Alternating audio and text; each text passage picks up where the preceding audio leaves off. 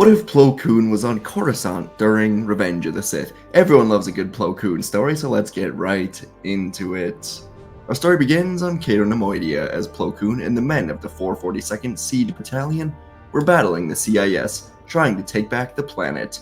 Cato Nemoidia was a key separatist world, home of Newt Gunray and the Trade Federation. Plo Koon and his men were among the best fighter groups in the entire Grand Army of the Republic, and they were assigned to this battle for a reason. It was key to halting separatist war efforts, and it was expected that this battle would last a few more days at the very least. But clone pilot Jag came up to Plo and the others as they were camped out on the edge of the city, waiting for their next battle plans. Jag said he and a few others just went on a reconnaissance mission, and they discovered the location of the CIS general in this battle, Bake Rayorn, and his hideout is exposed at the moment as the CIS is waiting on reinforcements. So the Republic fighters decided there was no need to waste any time, and they followed Jag's reconnaissance reports to locate the Separatist commander of this battle. And this would be the final skirmish for control over the planet, as Plo and his men were able to lead a successful infiltration of the CIS base, finding Commander Rayorn and capturing him, allowing the Republic to shut down any attempts at the CIS bringing in reinforcements, and the planet was once again held by the Republic. In the aftermath of it all, Plo was doing a standard flyover of the planet when he received a transmission from Coruscant. It was Mace Windu, and Windu said that Coruscant was just attacked. The battle resulted in the death of Count Dooku by the hand of Skywalker. Plo was very surprised to hear this, and part of him still mourned Dooku, despite all of the damage he caused since leaving the Order. But he moved on and asked Windu what their next move was. Plo was informed that Grievous has escaped and is on the run, but once he is captured, surely the war will come to an end. As Windu said this, Plo could sense something else going on with Windu, and so Plo asked what is bothering him. Windu told Plo that with Dooku dead, it should feel like the war is about to end. And yet, Windu continued, it feels like the darkness only continues to rise in the Force. Windu shook his head, saying he's sure everything will reveal itself in time. But for now, he congratulated Plo on the victory ahead of schedule, and now that Cato Nemoidia is captured, they could use Plo back on Coruscant, just in case something else happens. Plo said he will return as soon as possible, and he took off for the Republic capital. Around the galaxy, events were circulating that could change the fate of the galaxy forever. Anakin Skywalker awoke from a nightmare about Padme dying in childbirth, and it brought him great fear, but it also gave him more determination than ever to save her life, no matter what it takes.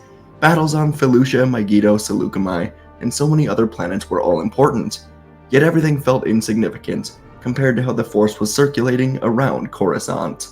Everything for the past few years during this war led to these final days, and in the morning, Plo Koon would arrive back on Coruscant just in time for a council meeting. The council was informed that Chancellor Palpatine has made Anakin Skywalker his personal representative on the Jedi Council, and therefore, the Chancellor has granted Anakin a seat on the Council without consulting the Jedi, and the Council was rightfully disturbed by this. None of the Council Masters liked the idea of the Chancellor having the authority to control who sits on the Council. The Jedi and the Senate have worked together for hundreds of years, but they've always stayed separate in their own politics. The Jedi didn't put people in the Senate, and the Senate or Chancellor didn't put people on the Jedi Council. Until now, as the Chancellor has used his emergency powers to take control of the Jedi Order, and in a way to maintain some control for themselves, the Council informed Anakin that while he was on the Council, they will not make him a master. This upset Anakin more than even he expected, and Anakin lashed out at Windu, until Windu sternly told Anakin to take a seat. Being here in person, not distracted by the battle, gave Plo Koon a bit of a new perspective on things. From his point of view, Anakin was clearly upset about something. Anakin clearly thought he was being disrespected by the Jedi, while the Chancellor continues to encourage Anakin, and even gave him a seat on the Council. Plo also took note of the other Council members around here. Windu and Yoda were both trying desperately to end this war, while putting on a calm face for the rest of the Jedi, but their walls were breaking down. The Jedi Order was in desperation mode, and before long, the entire group was dismissed. Plo would leave the chambers and stand atop a staircase, watching as Obi-Wan walked Anakin down the stairs, giving Anakin his new off-the-record mission. Anakin was to spy on the Chancellor and report back with all of Palpatine's reactions to what is happening within the war. The Council suspected that Palpatine may be working directly with the Sith Lord, Darth Sidious, that has been controlling things from the shadows. The Council agreed that Palpatine may not even know that Sidious is manipulating him, but having Anakin report on the Chancellor was their best option to find the truth. While Plo agreed that Palpatine may very well be close to Sidious, he did not know if Anakin was the best choice for this delicate mission of spying on the Chancellor. No Jedi in the entire Order was closer to Palpatine than Anakin, and now Plo could only wonder if the Sith Lord knew just how powerful Anakin was predicted to become. If Qui-Gon was right so long ago about Anakin, and Plo had little doubt about Anakin's power after fighting by his side in the war, then surely the Sith would try to ensnare or kill Anakin. Either way, Plo watched as Obi-Wan and Anakin separated, as Obi-Wan met up with Yoda and Mace Windu to escort Yoda to the Republic hangar. Anakin went off on his own path, and Plo went to one of the meditation chambers in the Council. In here, he found Shakti, and Master T had spent many long hours in here over the recent weeks, trying to sift through the darkness clouding the Force and find any answers, to which she was largely unsuccessful so far. Plo sat across from her, and he sunk into his own meditation, feeling the many currents of the moving galaxy. Plo could feel the never-ending conflict in so many battles, and the meditation took him all the way to Mandalore. Plo always had a deep connection with Ahsoka, and today he could feel her strong presence, as Ahsoka was battling Maul after Maul revealed to her what he thought to be true, that his previous master, Darth Sidious, was trying to bring Anakin to his side after years of grooming him. Ahsoka planned to win this battle and hopefully speak to Anakin to find out if there was any truth to this. More time would go by, and before long the location of General Grievous would be given to Anakin by Palpatine, and a new council meeting would be called upon. Anakin informed everyone that Grievous is on Utapau, and then he said that the Chancellor recommends that he go on this mission. Windu said the council will make their own decisions, and everyone unanimously chose Kenobi to take on Grievous. Plo supported this as well, and Obi-Wan would soon take off for Utapau after saying his goodbyes to Anakin. Once more, Plo would decide to go into meditation, but this time he decided to do so in the council chambers, somewhere he would be completely alone. And as he sunk into meditation, and the distant sounds of the Coruscant traffic were shut out, he would spend hours here, just searching for the answers. He spent the rest of the day searching different threads of the Force, only to find what Windu and Yoda often said. The Force was clouded by the darkness, and even the strongest Jedi had trouble sifting through it these days.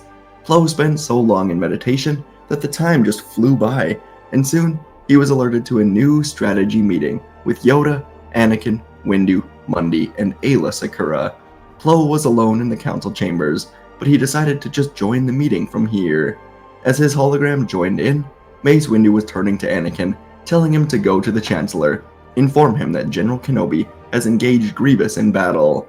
His reaction will provide valuable insight to his intentions.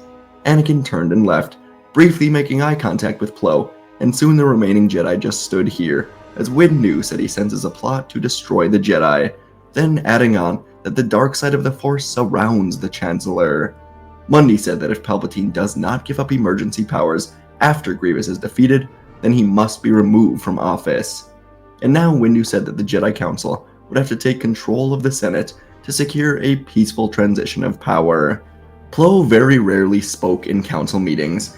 He often opted to let the currents of the Force decide which path to take, but today, he could feel the tension of it all.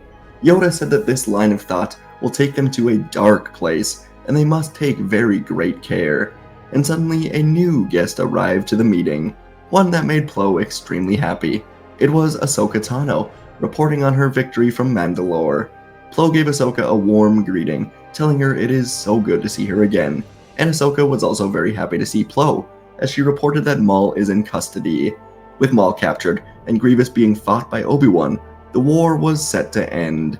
But for the first time since returning to Coruscant, the Force was showing something to Plo, something off with Ahsoka, as if she knew something or wanted to reveal something. But as the meeting came to an end and the Jedi began to disappear from the holograms, Plo could only wait, and soon it was just him and Ahsoka left in the meeting. And Plo asked if she had more to say. Ahsoka looked truly burdened by something, and it's unlikely she would have told anyone else what she heard. But she trusted Plo more than just about any other Jedi. So Ahsoka said it's something with Anakin. Maul told Ahsoka that he was hoping Skywalker would come to Mandalore, so he could kill him. Plo tilted his head in confusion. Maul wasn't exactly the greatest strategist. It didn't seem like his motives always made sense, but still, he had no need for revenge against Skywalker. Kenobi, sure, but why Anakin? And Ahsoka revealed that apparently Sidious wants Anakin as his next apprentice, and Maul said that Anakin has long been groomed for this role. Now, Plo put a hand to his chin as he realized the implications of what this meant. He recalled what Windu just said: the dark side of the Force surrounds the Chancellor. And now, Ahsoka said that Anakin has been groomed for his new role, so Plo put the pieces together. Palpatine is Sidious, and he's going to try and turn Anakin. Everything led up to this moment. Plo thanked Ahsoka, and the meeting ended. Plo looked out of the council window, across Coruscant, to where he knew the Republic Executive Building to be. Out there, Darth Sidious had Anakin Skywalker all to himself, and Plo could feel something off in the Force. There was no time to ask to run through the temple for help. He had to go now, call for reinforcements later. So Plo tapped a button on his wrist to call for a Jedi speeder, and within a minute, a speeder was outside the council windows. Plo dove through the window, landing in the speeder, and he took off for the executive building. As he flew, Plo sent a message back into the temple to tell Windu his suspicions and let him know where he was going. Plo told Windu to organize a Jedi strike team, and he will try to keep Palpatine in place in his office for arrest. And inside of the executive building, Palpatine was slowly beginning to unravel the truth to Anakin, that only through the dark side could Anakin save his wife. Only through him. And now Anakin had the truth. Palpatine is Sidious, and Anakin ignited his blade. Palpatine could feel his anger. This was good, and he asked if Anakin was going to kill him, to which Anakin said he would certainly like to. But a moment later, Jedi Master Plo Koon ran through the door, igniting his own blade. Anakin was beyond surprised by this, but having Plo here helped calm him down. The two Jedi began circling around Sidious, telling him he is under arrest for treason against the Republic. Sidious saw now that he could either go with these two Jedi back to the temple, or he could simply kill Plo and show Anakin where the true power lies in all of this. So, Sidious took a few steps backwards, and with a sudden chilling smile, he ignited his red blade, telling Anakin that perhaps this can be his first lesson. Plo looked to Anakin, telling him to trust in the light, and Sidious laughed, saying there is no longer any light, and the office erupted into chaos as Sidious spun at the two Jedi. The three lightsabers clashed together with speed and power that would have immediately ended the lives of most Jedi, but Plo and Anakin were among the best duelists in the galaxy. Anakin defeated Dooku in battle, and Plo was the only Jedi to beat Yoda in a sparring match. Sidious was in for a challenge. Plo countered Sidious's ruthless attacks, spinning around and using the office to perfectly maneuver through the fight. Anakin, trying to balance the power he used against Dooku with his training from Obi-Wan, added relentless aggression to the combined fight. Sidious's eyes burned with an evil glee as he waited so long to finally fight the Jedi. As they fought and moved through the office, desks were splintered and ripped through with the blades, the giant window was shattered, and the air was filled with the smell of scorched metal and fabric. Plo Koon and Anakin were pressing their attack, their movements blending together as they aimed to bring down Sidious. Anakin wanted to arrest him and learn his secrets after, while Plo was determined to do whatever it takes to ensure that the Sith cannot continue to rise. Sidious's cackling laughter was echoing through the room as he twisted and turned, evading their strikes with the speed of a shadow. The dark energy he wielded seemed to thicken the very air, making every breath a struggle. The climax of the battle would come in a blinding flash of light and power, as Sidious, driven to the edge of the window by the Jedi, turned and kicked Anakin in the face before unleashing a torrent of Force lightning at Plo Koon, knocking Plo's saber away and forcing the Jedi Master to use the Force to hold back the lightning. And as Plo did this, he called upon a power he had only used once before on accident: Electric Judgment, a yellow form of Force lightning that came from the light side. The two opposing tendrils of lightning collided, creating a cackling storm of power that illuminated the room in a blinding white light. Anakin got back to his feet, and with his senses overwhelmed and the room shaking from the intensity of their battle, Anakin realized he had to make an impossible choice. The Force screamed with the urgency of his decision as he prepared to save one and let the other fall. Sidious called out to Anakin, telling him that only he has the power to save the one he loves. But Plo had a different card to play. He called out, telling Anakin that he spoke with Ahsoka. She defeated Maul thanks to Anakin's training. Plo yelled out that Anakin has the power to do whatever he wants. But now Anakin must choose whether he wants that power to go to the light or to the dark. And this message was what Anakin needed to hear. A Council Master showing true faith in him, trusting him to make the right choice. And Anakin realized Plo is right. He is the chosen one. He doesn't need the Sith. The Sith need him. So as the lightning was about to destroy Plo, Anakin stepped forward, putting his blade into the blue lightning, descended back at Sidious, and it combined with Plo's electric judgment, quickly ripping Sidious apart as he screamed in defeat, and soon only his lightsaber and robe remained. Seconds later, Windu and his Jedi team entered with extreme surprise. In front of the Jedi stood Anakin and Plo Koon. The room was turned upside down with furniture sliced through, the window was broken, and on the ground lay the robe and lightsaber of Darth Sidious. Windu forced himself to shift into letting go of his emotions and acting now, telling Plo and Skywalker that the Council will have to take control of the Senate immediately. And so the Jedi mobilized. Saesee Tiin, Kit Fisto, and Agen Kolar would stay in this office to prevent anyone from entering, while also transmitting the security recordings to the others. And in the Senate within the hour, Windu, Skywalker, and Plo gathered everyone, informing them of their discovery. Palpatine was a Sith Lord, and they played the security recordings from his office. It was undeniable, and the Jedi proclaimed that until a new election can take place, they will be taking over the Senate, and Palpatine's closest advisors were taken in for questioning to determine what role they all played in all of this. The implications of Palpatine being a Sith meant that he worked for Dooku, with Dooku, and the Separatists to create this war, so he didn't exactly have many supporters once this was exposed. Sure, some senators did like the war as it gave them profit, but now it was time to give that up. The corrupt senators did also fear the Jedi, so they sat back with their riches, letting the Jedi lead this war to an end. The Jedi would help with a group of senators led by Padme Amidala, Bail Organa, Mon Mothma, and a few others, called the Delegation of 2000, as they would push for officially ending this war.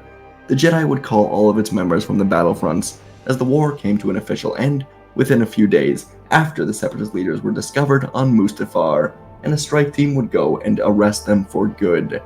Anakin would be able to convince himself that only he was strong enough to save Padme, not any other Jedi or Sith. Even after years of manipulations, Sidious couldn't get him in the end, and so when the time eventually came, Anakin prepared to use Force Heal to save her, but there was no need. Padme just lived, and Anakin would see that his nightmares, for the first time ever, were wrong, and he allowed himself to happily live on with his wife and children. Obi-Wan, Ahsoka, Yoda, Plo Koon, and Mace Windu would be among the Jedi to visit Anakin and the children on Naboo, as they put together plans to train the twins, all in due time, marking the beginning of a new era for the Jedi and for the Republic. And folks, that is where our story comes to an end today. My main focus with this was to kind of showcase, although it was brief and maybe not, it was hard to do it super significantly, but showcase the relationship between Plo and Ahsoka more so than anything else. Because there's that scene in Clone Wars Season 7 where Ahsoka enters a kind of council meeting of sorts, where, they're kind of like, we might have to take down Palpatine. It's right after Anakin goes to confront Palpatine. And Ahsoka, she knows kind of what Maul told her, that Sidious has been grooming Anakin. But she's like, I don't believe it. It's just not true. Anakin's a good guy. And of course, she wrongfully placed her faith in Anakin staying in the light. Who knows what would have happened if she would have told the others what Sidious, wanted. Maybe they would have just gone to the office sooner. Either way, I wanted to showcase Plo and Ahsoka's relationship, to have Plo go and confront Sidious while Anakin is in his office. So, hope you guys enjoyed that. Hope it all clicked together. It's a little hard to do because, Plo Koon being on Coruscant doesn't really have that much of an effect, but I think with the Ahsoka tendril, it does. So, hope you enjoyed. I love writing about Plo Koon. So have a good one, and I'll see you in the next video.